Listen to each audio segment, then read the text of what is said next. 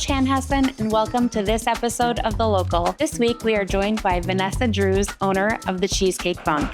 Vanessa, can you tell me what inspired you to start your business? I had been working in corporate for 20 years, and I thought, if I'm going to start a business, I just need to go for it. And people loved my cheesecakes, and so I thought, it's now or never, and if it doesn't work out, I can always go back to the legal field. And so now here we are, a full-on bakery. So what made you start making cheesecakes though? Was it a family recipe, or how did you start with cheesecake? I honestly I've always been like a home baker and just loved baking and cooking, and stumbled across cheesecake recipe, and over the years just kind of perfected it. And I always tried to stop making them around the holidays, but then every holiday would come around and people would ask for cheesecakes. So I just kind of kept on with it, and I started making them in 2002. So it's been a long while. What's been the hardest part, do you think, being a female entrepreneur in your business? The amount of questions of, do you have a spouse? Or like, is there anybody else doing this with you? The doubt that I've gotten a lot has been there, but I think the more that I secure, making lots of cheesecakes and now having this space just kind of shows that we can do it.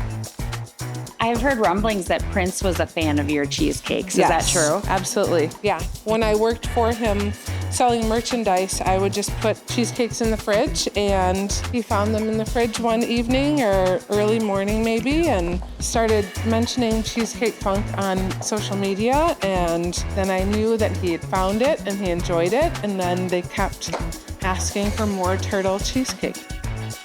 So what is your best-selling cheesecake? Do you have one that you think is your signature cheesecake? Definitely the turtle, because that was Prince's favorite. But the banana cream is growing to be a staple of mine. It's traditional cheesecake with a nice layer of bananas with freshly made vanilla bean whipped cream. Also, the candied bacon mini is growing to be a nice favorite too, with the savory and sweet. White chocolate caramel is always good. And also I just added Butterfinger. Now that you're entering the retail market, I know you're doing some unique products that people are going to be able to buy. Do you want to talk about some of those unique products? So I'm always going to have whole cakes available, 8-inch and 10-inch available. I'm also always going to have minis and slices. And then I've started to add homemade Pop-Tarts made by a local baker, Fruit and Grain. Also have ice cream.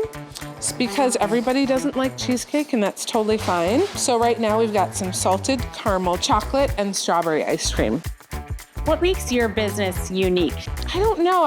Everything is made from scratch every day. It's women-owned, women-led, and I'm a mom too. So it's like I have lots of hats to juggle, but making cheesecakes and making good things for people is just kind of what I like to do. What can Chanhassen as a community do to help you? I would just love to be the baker that you guys come to. I'm local, I'm close. I'm pretty much always here for any occasion. So anytime there's a sweet treat that's needed, I would love to be that person to help. Thank you so much for being a Chanhassen resident and a Chanhassen business. We just appreciate you being here. Yes, I'm so happy to do so. Thank you for joining us for this episode of The Local. And please remember, Chanhassen, being local is more than just a zip code. Being local means supporting local. Until next time, Chanhassen.